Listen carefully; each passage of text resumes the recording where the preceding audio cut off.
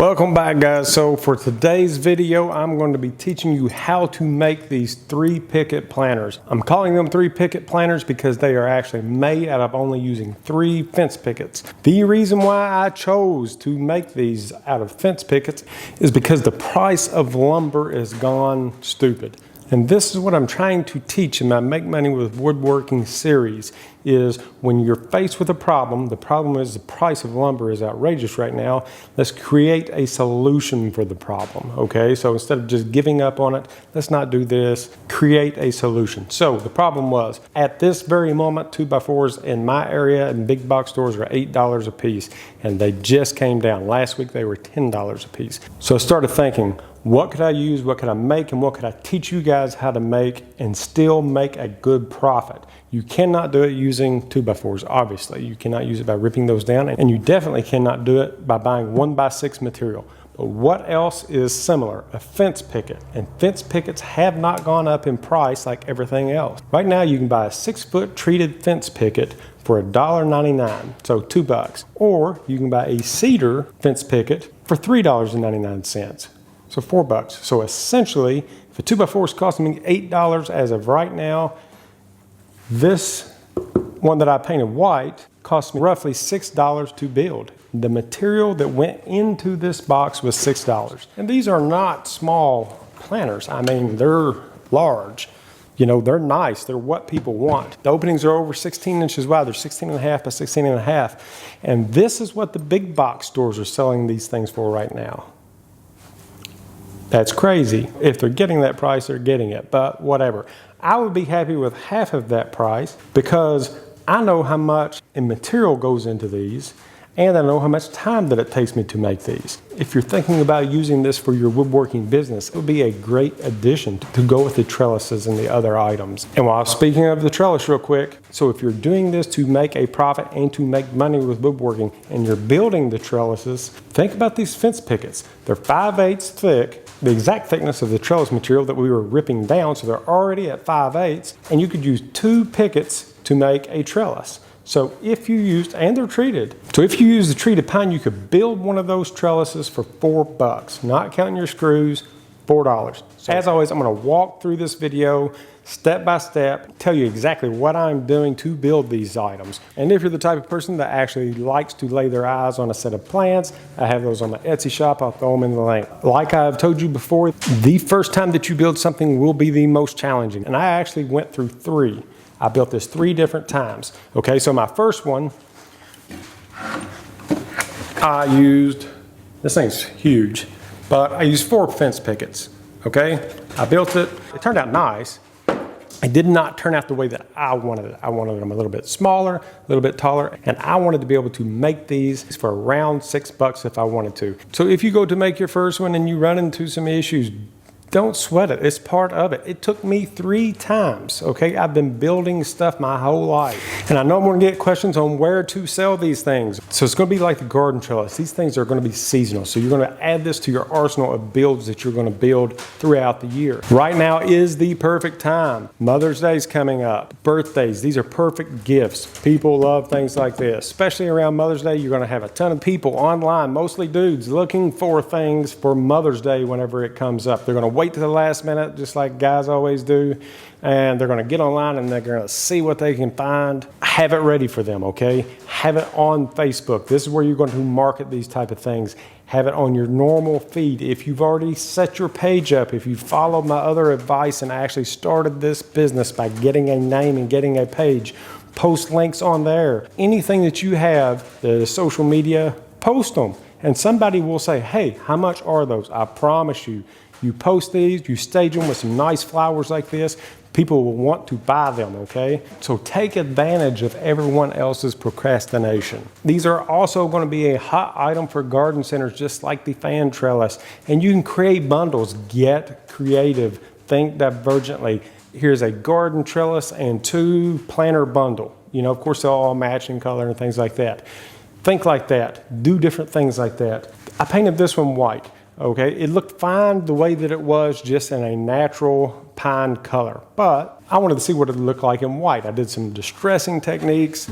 I distressed the outsides a little bit less than the insides, and gave it that dark, just kind of farmhouse distressed look, because again, farmhouse is in. And that took probably half of the time of my build was the paint. So let the customer paint them, but have them examples of what things will look like if they do these type of things. The cedar does not have to be painted. And if you're just going to use the untreated pine, have some out there that have been treated with some type of water seal, and you can get it in different stains. You can actually get it in cedar stain. So you can take that $1.99 board and make it look just like this cedar. And that is the problem with most people, is they can't visualize what things look like. And that's where I've been successful with selling things. What they cannot envision, I will show them.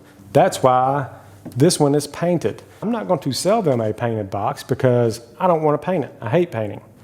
But I want them to see what it would look like painted, because for the most part, people cannot just visualize what it would look like. Can't visualize what it would look like if it was painted black and then painted white and then lightly sanded for the distressing.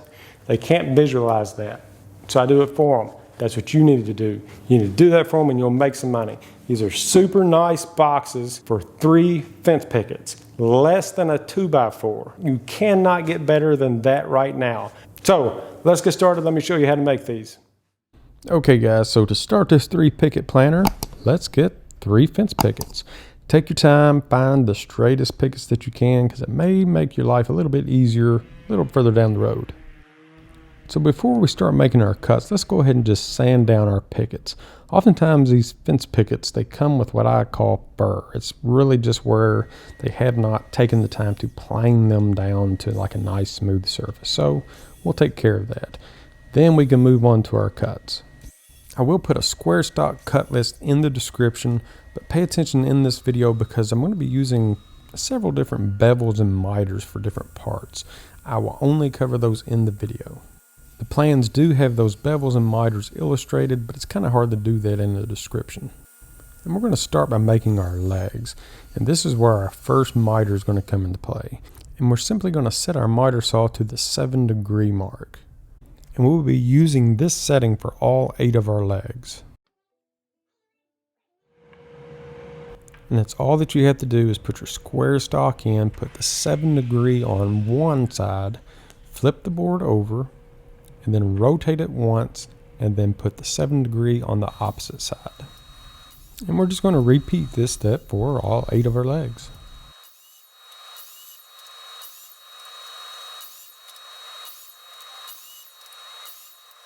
And with our legs complete, let's go ahead and move on to our top and bottom boards. I will have this in the description labeled top board A, top board B. And we are going to use the same miter saw settings for the top and bottom boards. But for these, after your first cut, you're just going to flip it over and recut to look like that.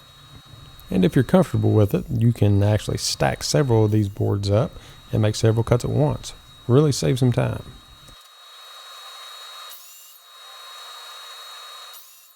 And these are the only parts of the cut list that I want the miters on just yet. And if you follow the cut list, this is what you should have. We have our 3 bottom boards, which that comes kind of towards the end of the video. And then we have our 4 trim pieces, which will end up with miters and bevels, but we'll get to that later. And then we'll have our wall boards. These wall boards are 2 different sizes, and there are 4 of each size.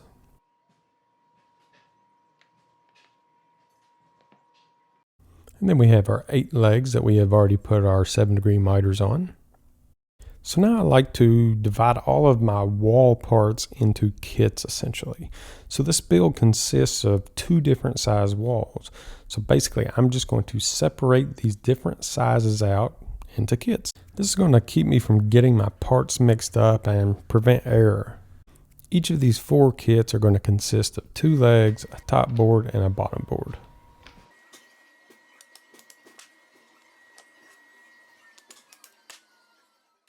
Okay, so let's go ahead and put our pocket holes into our top board and bottom boards. So for whatever type of pocket hole joinery that you're using, make sure that you actually nest the material in the tool at the 7 degrees. Do not try to hold it up straight. So what I found for this Craig tool, actually lining the edge of the board up with the hole that I'm fixing to drill through, actually puts it in a perfect place. It looks like that it's going to drill right through the side, but it will not as long as the board is angled correctly. Set your depth collar for 1/2 of an inch. I know these boards are 5/8 of an inch thick, but there's not a setting for 5/8. And you're going to put 2 pocket holes on each end of the top and bottom boards.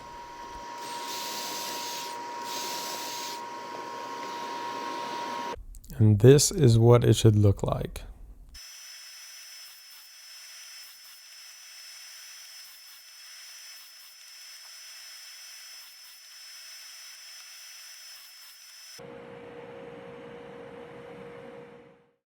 And now our wall kits are ready for assembly.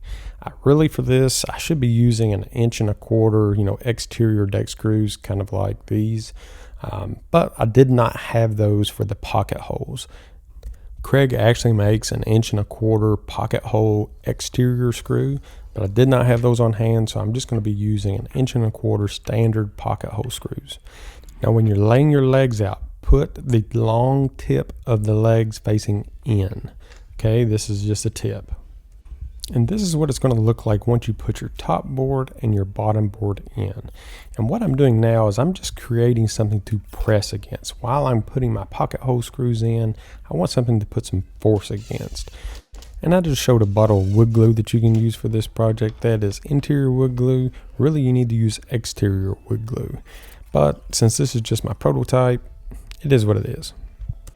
Now with the top board in place, I'm just measuring up 1.25 inch from the inside of my leg. And I'm going to do this for both sides.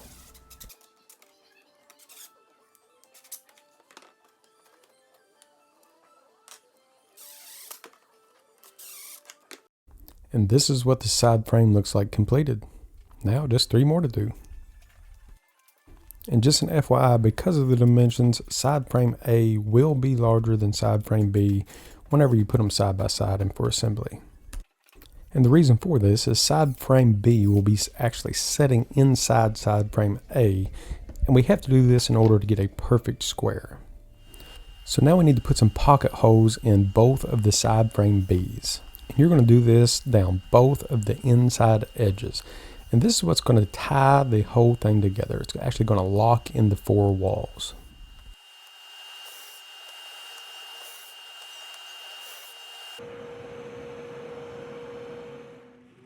And now this is what it should look like. Side frame Bs have the pocket holes in the sides. Side frame As have nothing in the sides. And now it's time to put our backboards on. And again, I like to make kits. So the smaller of the two, the side frame B, will actually have the 5-inch boards, whereas the larger side frame A will actually have the 5.5-inch boards. And what I'm doing now is just measuring up. I want these wall boards to be 1 inch from the bottom. And for my screw placement, I'm going to go ahead and pre-mark these. These are going to be 1/2 of an inch from the top and also 1/2 of an inch from the bottom. And I've made my measurements to where I can get 3 screws in each board. And to fasten the walls of the frame, first I'm going to pre-drill all of my holes, and then I'm going to use a 1-inch screw. So either set the depth of the bit to 1 inch or put a piece of tape or any type of a stop on there. That way you don't go all the way through the material. So again, right now we're working on a panel A, and there's 2 of those. So we're going to do the exact same thing for the second one. Now, panel B, we will wait to put these screws in until a little bit later. It'll make it a lot easier to assemble when the time comes. You'll see. And when we're all set up, let's go ahead and just mark out side panels B. That way, whenever we're ready for them, everything will already be in place. So because side panel B will be actually nested into side panel A, we need to take 1 inch off the corner. And these are going to be the outside corners, and it's 1 inch in each direction. And now we're just going to prepare the side panels for wall boards B. We're going to go ahead and measure, mark, pre-drill, but we're not actually going to install the screws yet. This will give us room to actually use our tools a little bit later. And now it's time to put this thing together. So we're going to take a wall frame A and just set it flat. Then we're going to take a wall frame B and put it on the sides. And we'll go ahead and put those pocket hole screws in now.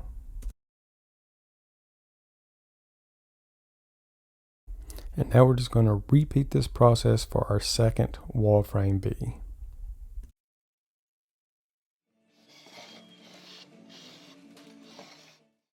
And now it's time to install the final wall. We have one wall frame A left. We're just going to lay it flat, set the rest on top, and fasten it all together.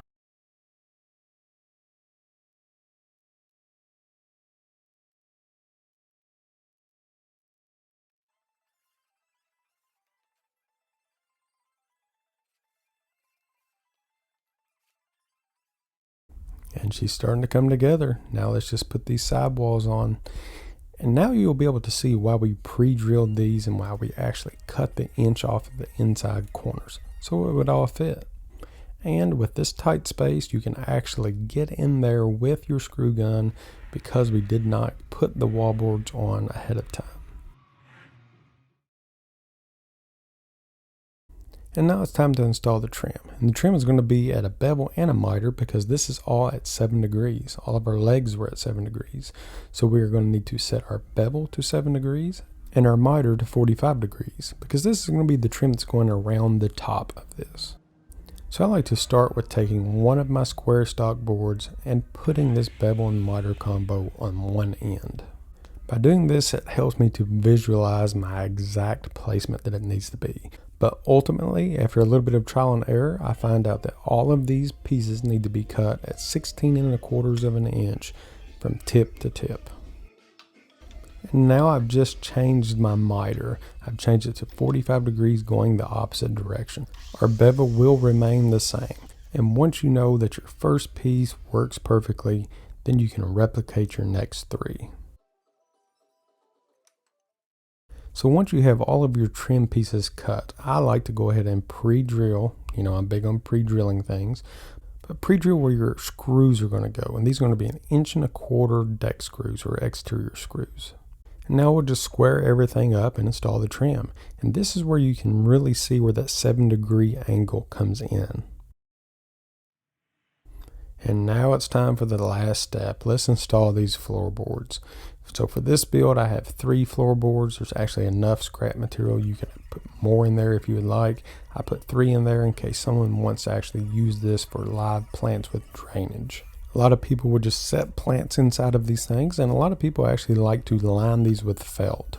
Just a little cleanup with a sander to knock off any type of rough edges, and we're ready to rock. And there it is, the final product. No, that's not a gang sign. It actually took me 3 different prototypes to come up with this. So, 3rd time's a charm. And now that it's all built, you can paint, stain, or just seal any way that you want. Have fun with it. So I hope you liked that video. I hope that you can take that video and run with it, and feel free to make changes to it. Again, think divergently. Put your own twist to it. You can make different sizes just by changing every part in scale. Offer different options to people. And again, stage things up just like this. Show them what it will look like at their home. As always, thank you guys so much for watching. If you've enjoyed this video, do not forget to smash that subscribe button. I've got tons of this stuff. This crazy brain of mine just keeps on going, and I've got a ton of content lined up for you all. So until next time, go out there, think outside the box, and build some boxes and make that money. We'll see ya.